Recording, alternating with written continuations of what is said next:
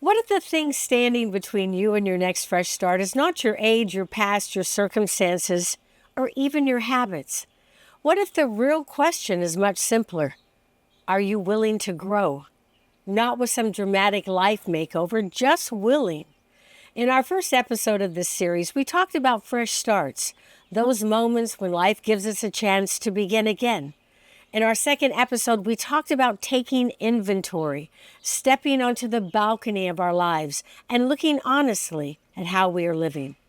Today, we are taking the next step. Once you begin to see things clearly, once you notice patterns and habits you may want to change, you need a mindset that says change is still possible. You need the willingness to say, maybe I can learn, adjust, and grow from here. Because taking inventory is only useful if we believe growth is still available to us. And I promise you this, by the end of today's podcast, you will have a clearer understanding of why your mindset matters, how it affects your choices, and why growth is not just for the young, the bold, or the lucky. Growth is for the willing. This is a Karen Schaal Podcast where we expand the mind and grow the heart. I'm Karen Schaal. Let's get started.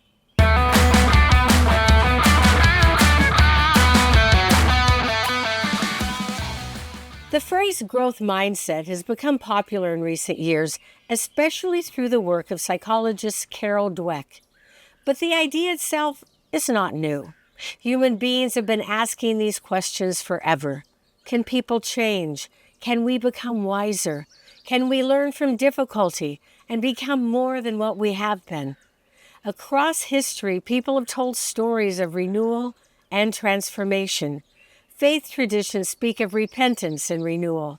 Philosophers have written about character, discipline, and self-examination. Families have passed down the same simple wisdom for generations. Keep practicing. Don't give up.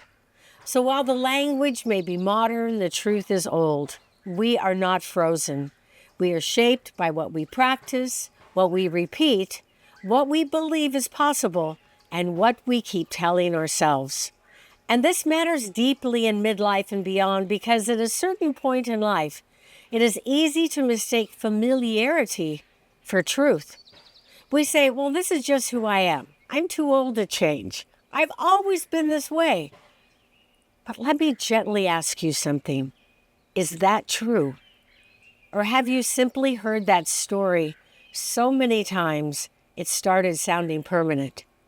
That is why taking inventory matters.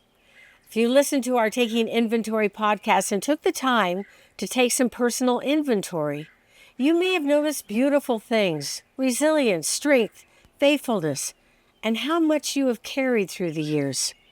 But maybe you also notice something that needs attention. Maybe your self-talk is harsher than you realized. Maybe you keep waiting for life to calm down before you start living differently. And maybe you saw a pattern and thought, well, that's just me. And this is where growth mindset matters. Because when we say that's just how I am, the door closes. But when we say, maybe I can work with this, the door opens.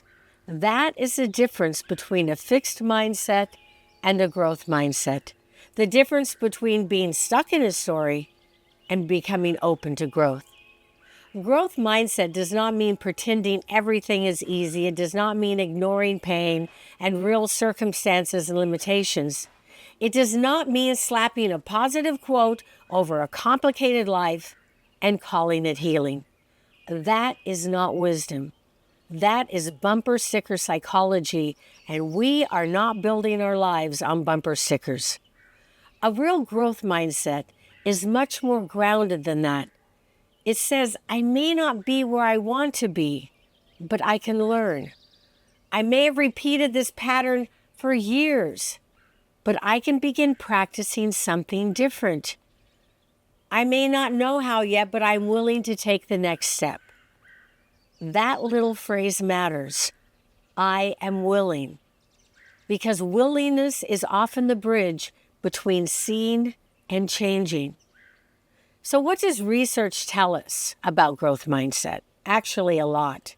Carol Dweck's research on mindset helped bring this idea into everyday conversation. She studied how people respond to challenge, effort, failure, and learning. And in simple terms, she identified two broad ways people think.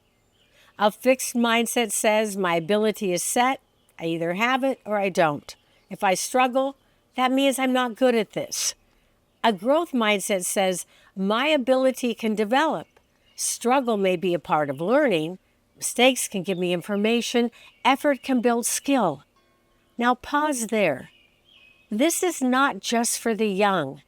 This applies throughout life because how we interpret struggle at any age changes what we do next.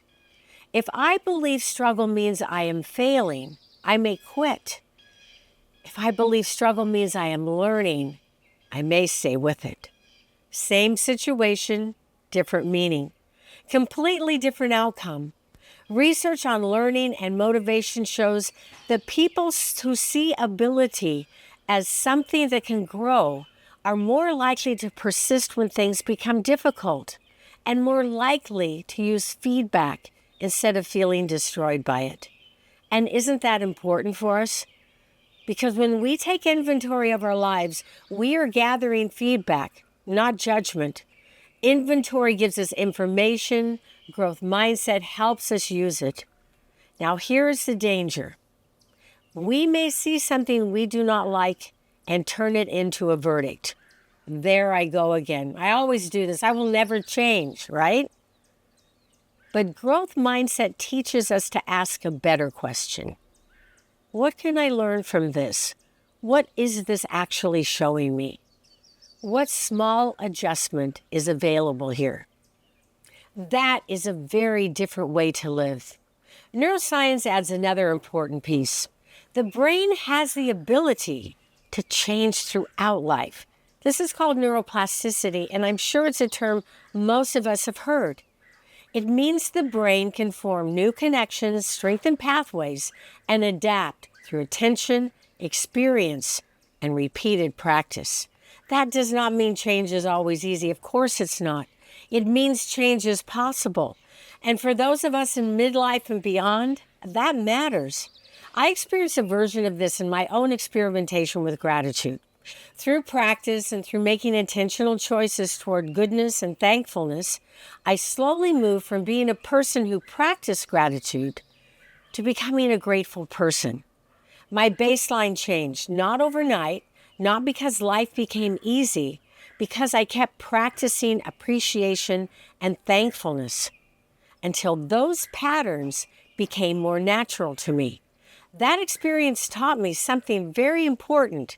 The stories we tell ourselves become the walls we live inside. If we keep saying, I'm too old, or I've always been this way, those words can become a kind of cage. But if we begin saying, I can learn, I can begin again, we create a different kind of opening. None of this is some magic formula. It's simply practice. It's willingness and an open mind toward growth. There's also helpful research on something called implementation intentions. That simply means making a clear, specific plan for what you will do in a particular situation. And this really makes sense. Instead of saying, I want to be calmer, you say, when I feel myself getting tense, I will take one breath before I respond. Or instead of, I want to stop being so hard on myself, you say, when I notice harsh self-talk, I will pause and ask, would I say this to someone I love? This matters because growth is not only an attitude, growth needs a practice. It moves from belief into behavior, from idea into action, from hope into something we can actually repeat. And that is where spring, the change of seasons, becomes such a beautiful image. Growth in nature is not usually loud. A seed breaks open underground before we see anything above the surface. Roots grow before flowers appear. New life begins before anyone claps for it. Maybe that is true for us too. I think it is. Let me give you a simple example. Imagine a woman named Linda. Her children are grown, her schedule is shifted, and she keeps telling herself, I don't know who I am anymore. During her inventory, she realized something. Every time she has an open hour, she fills it with errands, obligations, or helping someone else. She says she wants more peace, but she never gives herself room to experience it. A fixed mindset says, well, I've always been this way. I'm just a responsible one. This is my role. But a growth mindset gently asks, is there another way to be responsible without disappearing into the activity? That question changes everything. Linda doesn't need to change her whole life overnight. That's impossible. She starts with one small practice. Every Tuesday afternoon, 30 minutes with no errands, no phone calls, and no guilt. At first, it feels awkward. She almost does laundry just to feel productive. I can identify with that. But slowly she learns that rest is not laziness. She's allowing herself some space. That's not selfishness. And she can grow into a new rhythm that is growth mindset in real life. Not glamorous, but meaningful. And maybe your example is not technology or rest. Maybe it is your health, or how you respond when you are stressed, or how you speak to yourself. Growth mindset begins when we stop treating our current pattern as our permanent identity. So how do we practice a growth mindset in real life? Let's connect this back to our last episode. If you did the inventory exercise, or even if you simply thought about it, you may have noticed something. Maybe you noticed something good that you want to strengthen. That's great. Maybe you noticed a pattern that surprised you, a word you repeat, a way you move through your day, or a place where your energy keeps disappearing. Now, here's the important part. Do not turn that information into self-criticism or shame. Turn it into direction. Say it out loud if you need to. This is information, not a verdict. It is not written in stone. It is simply information. Let the information guide you rather than lock you in. That is the first practice, being grateful for what is going well and be understanding toward the areas that need attention. Remember, we are always a work in progress, and that's okay. That's who we are. That's part of being human.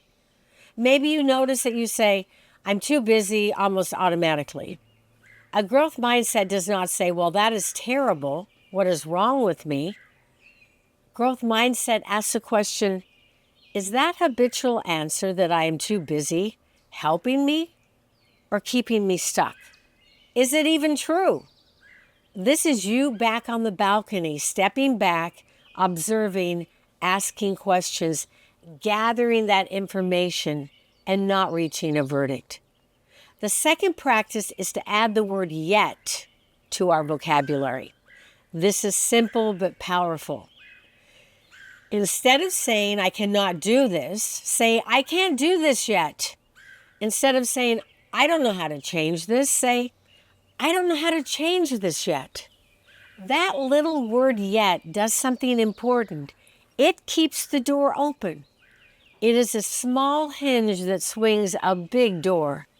And sometimes keeping the door open is the beginning of growth.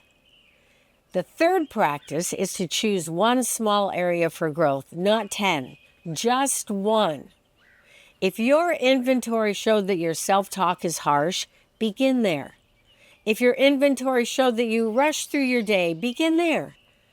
If you notice you're giving all your energy away, well, maybe you should begin there. You pick the one small area. And do not try to change your whole life at once. That's always been my problem. That is how people get overwhelmed and then nothing changes. Nothing changes at all. Going back to my experimentation with gratitude, the first area I had to work on was sarcasm. It wasn't long into my practice of gratitude when I realized that sarcasm was not really helping me become the person I wanted to be. Usually someone was on the downside of it. So I had to change how I spoke. And let me tell you, at first there were times when I felt like I couldn't even speak. I didn't know what to say without my sarcastic edge jumping in. But slowly through practice, things changed. And it did take tremendous effort because I'd been doing this my entire life. I grew up in a sarcastic environment. It was familiar. It felt normal. And I could have easily said, well, that's just how I am. This gratitude thing is not going to work for me. I could have skipped over it and stayed the way I was. But to be honest, if I had done that, I would not have become the grateful person I am today. Gratitude and sarcasm just don't mix. So when you notice an area of your life that needs attention, ask yourself this: is this keeping me away from the person I truly want to become? Because that is at the heart of this. Once we are informed, are we willing to grow into the fullness, the brilliance of who we were meant to be? The fourth practice is to expect discomfort. We talked in an earlier podcast about getting comfortable with the uncomfortable, and this is where that matters. Growth often feels awkward at first. If you're practicing new words, they may feel unnatural. They did with me. New habits can feel like a new pair of shoes at first. They feel stiff. They don't feel like yours yet. But you keep wearing them, and slowly they become more comfortable. Growth works the same way. A growth mindset helps us stay in the process long enough for change to take root. Now, the fifth practice is to pick one specific trigger and one specific response. Think of it as a win-then plan. When I feel overwhelmed, then I will pause and take a breath. When I notice harsh self-talk, then I will speak to myself the way I would speak to someone I love. Keep it small enough that you can actually do it. And with practice, that response will become more automatic. You'll be shocked. One day you'll wake up and go, oh my gosh, I did that automatically without even thinking about it. When anxiety starts rising, you may begin to pause and breathe before it takes over. When harsh self-talk shows up, you may begin to answer it with more wisdom and compassion. And finally, write something down. It doesn't need to be anything more than one sentence. A note in your phone is enough. Capture one observation and follow it with one growth question. What can I learn here? What is this trying to tell me? That is enough. One observation, one honest question, one small step. So before we go, let me bring this back to one question. Are you willing to grow? I'm not asking if you are ready to change everything. I'm not asking if you already know how. Just this: are you willing? Because fresh starts reminds us that new beginnings are always available. Taking inventory helps us see what is really happening, and growth mindset helps us believe that what we see can be worked with. We are not stuck simply because something has been true for a very long time.